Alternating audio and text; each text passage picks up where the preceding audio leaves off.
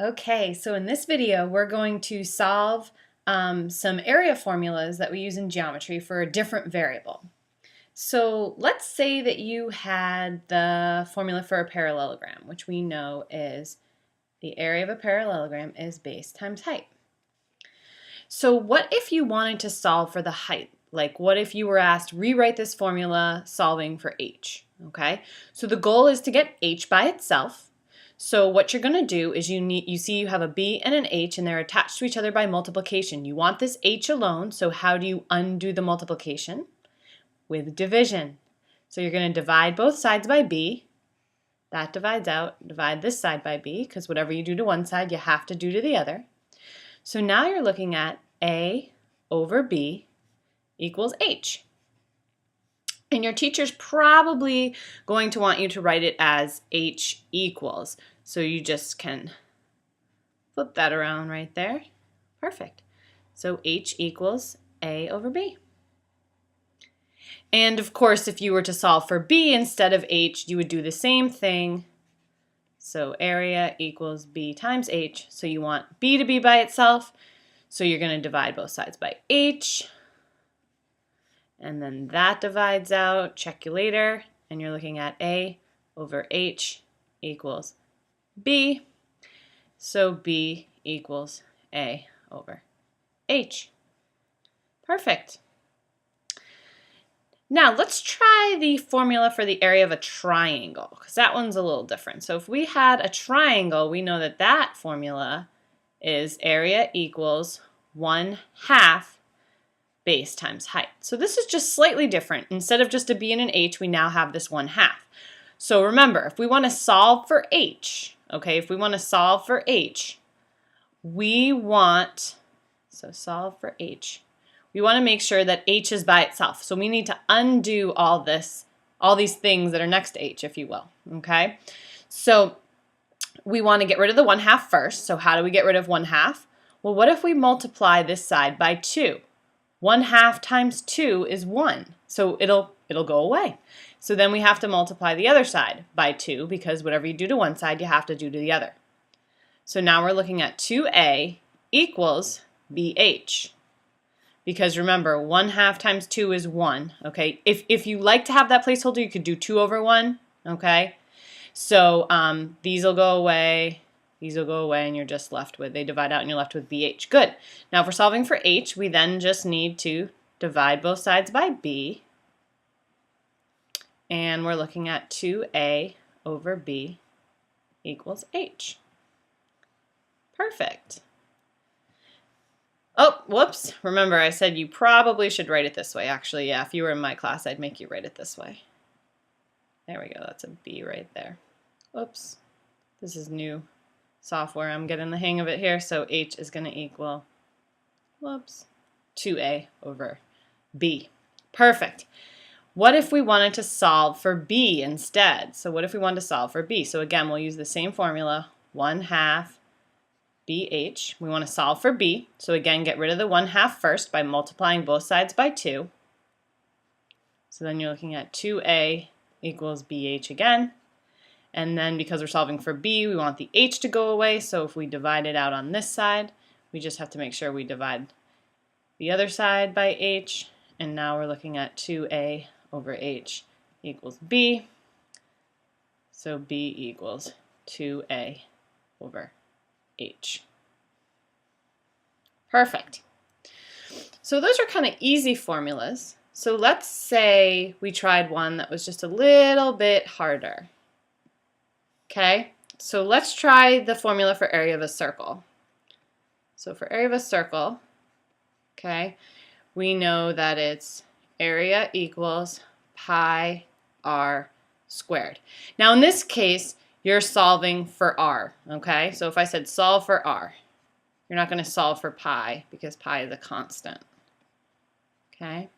So you're going to solve for r. So again, I'll rewrite it.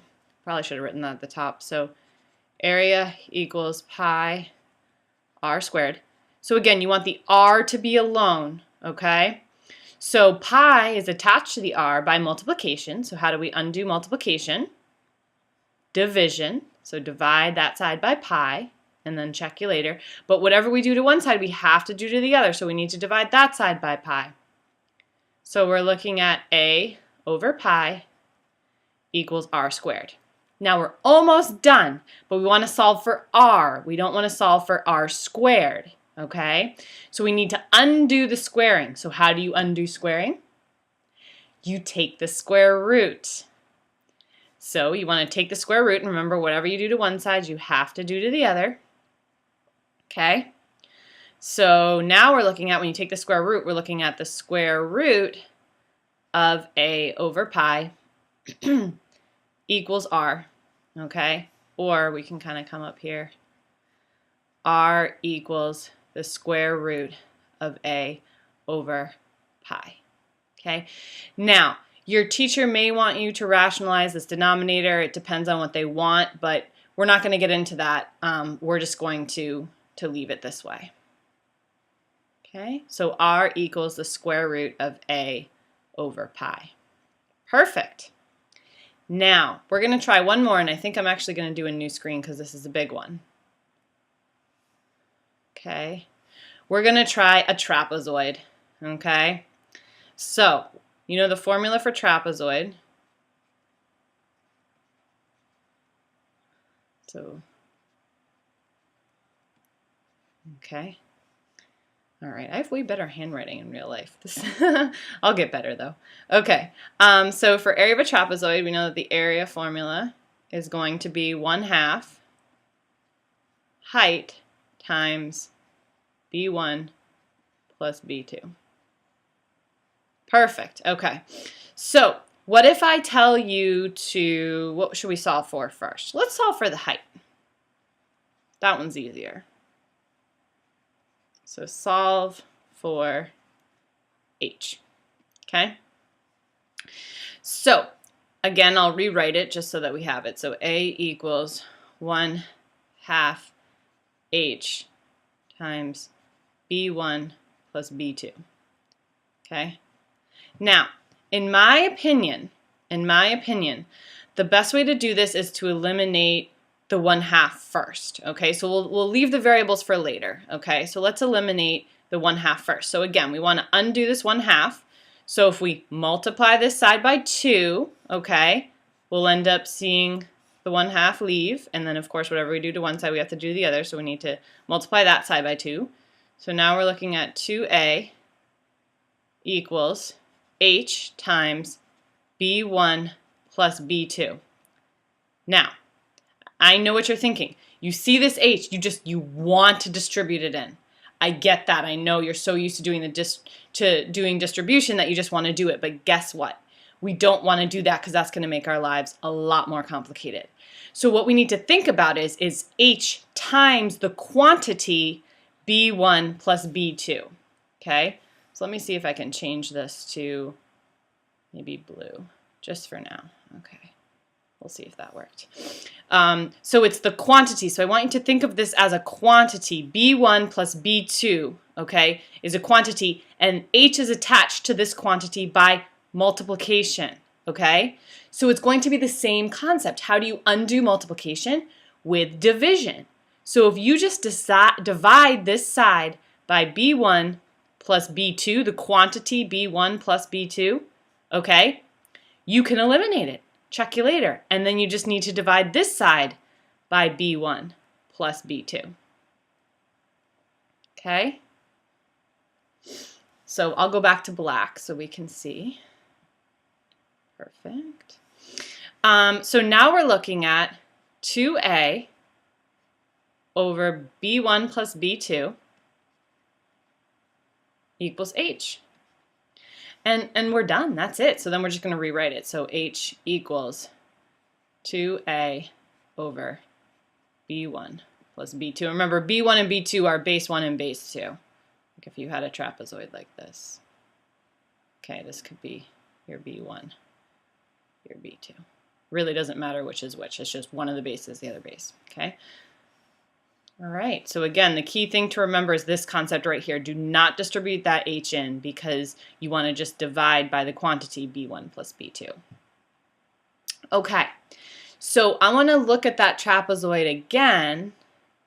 Okay, the formula for area of a trapezoid is area equals 1/2 height times b1 plus b2. And let's say I want you to solve for b1. Okay, I want you to solve for b1. Okay, so again, we want to isolate b1. Okay, so the first thing we can do is we can multiply both sides by 2. Okay, and we end up with 2a equals h times b1 plus b2. Okay, again, all we did was we multiplied both sides by 2. Okay, perfect. So that allowed that to divide out. Perfect. Okay, now again, we want b1 by itself, so the next thing we need to eliminate is the h. And because the h is attached to the quantity b1 plus b2 by multiplication, we can eliminate it by division, so that'll divide out. There we go. And whatever you do to one side, you have to do the other. So now we're looking at 2a over h equals b1 plus b2. Okay? And now this is cake.